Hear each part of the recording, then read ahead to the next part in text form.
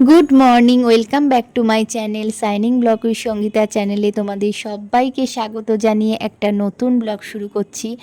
আজকে বন্ধুরা, আজকে হলো রবিবার, সানডে। তো দেখো, আজকে সকালটা শুরু হয়েছে আমার 7টা থেকে।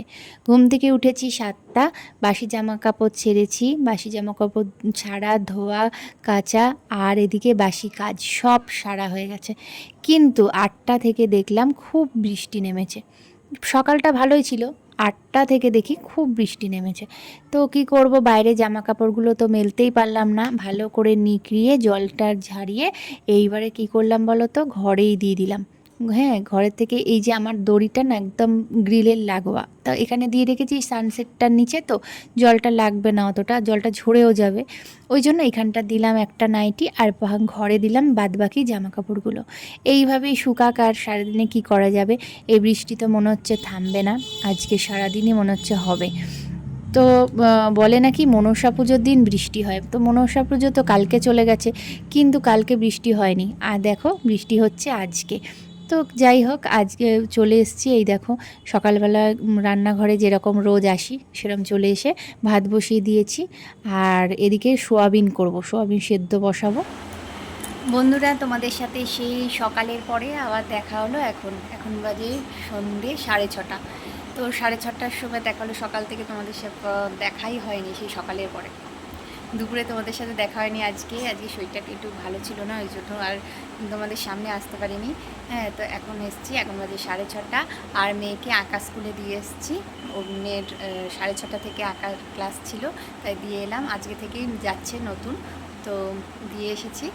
আর এখন যাচ্ছি একটু দোকানে যাচ্ছি রাখি কিনতে। কালকে তো রাখি, বোন রাখি পরাবে দাদাদের, তাই জন্য রাখি কিনতে যাচ্ছি। সকাল থেকে যা বৃষ্টি, সারাদিন আমি বেরোতেই পারিনি যে রাখিগুলো কিনবো।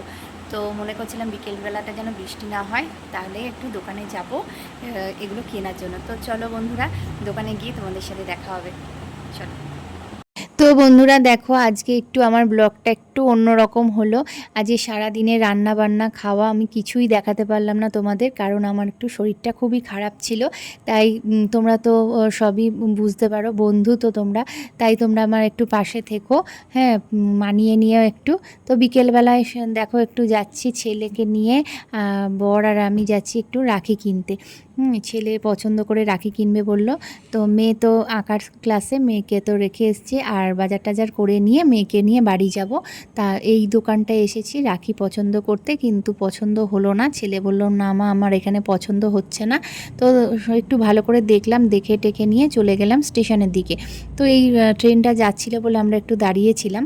ট্রেনটা চলে গেলে পার হলাম, পার হয়ে স্টেশনের ওদিকে গেলাম, গিয়ে রাখি পছন্দ করতে গেলাম। তো অনেক দোকান, প্রচুর দোকান। হ্যাঁ, তো রাখি তো দেখে চোখ ধাঁধিয়ে যাচ্ছে, সব রাখি সুন্দর, আমার কাছে তো সব রাখি সুন্দর লাগছে। তবু ছেলে পছন্দ করে নিচ্ছে, বোন পরাবে। তো বোন তো খুবই ছোট, বোন তো বুঝতে পারে না, তাই জন্য দাদা নিজেই পছন্দ করছে। তো এই রাখিটা বন্ধুরা নিলাম আমার গোপাল সোনার জন্য।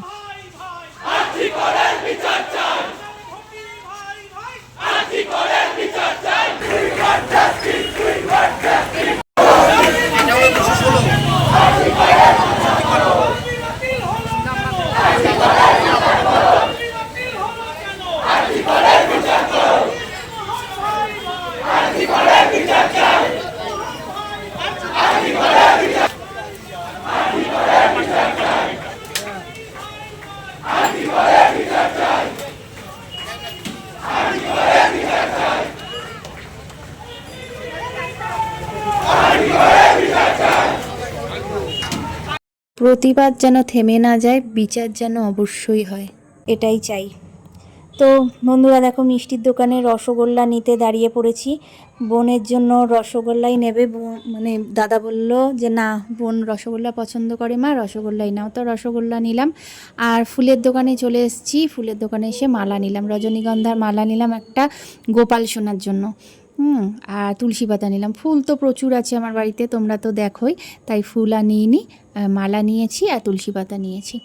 তো ফুল আর এই মালা আর তুলসী পাতাটা নিয়ে গ্রসারির দোকানে চলে এসেছি। এই দেখো, এসে এখানে আটা নিলাম, ডিম নিলাম আর একটা জিরের গুঁড়োর প্যাকেট নিলাম। ডিম নিলাম কেন, রাত্রে করব আর সকালে করব। তো দেখো মুদিখানার দোকানের জিনিসপত্রগুলো নিয়ে বাড়ি চলে এসেছি। বাড়ি চলে এসে হাত মুখ ধুয়ে টুয়ে তারপর দেখো ভাত বসিয়ে দিয়েছি, পেঁপে সেদ্ধ, আলু সেদ্ধ, ডিম সিদ্ধ। ভাত বসবো, ঘি দিয়ে খেয়ে নেবো। তো আজকের ব্লগটা এই পর্যন্তই। তোমাদের কেমন লাগলো অবশ্যই করে জানিও, একটা লাইক কমেন্ট সাবস্ক্রাইব অবশ্যই করে দিও। আবার দেখা হবে কালকে একটা নতুন ব্লগে। Tata, bye bye.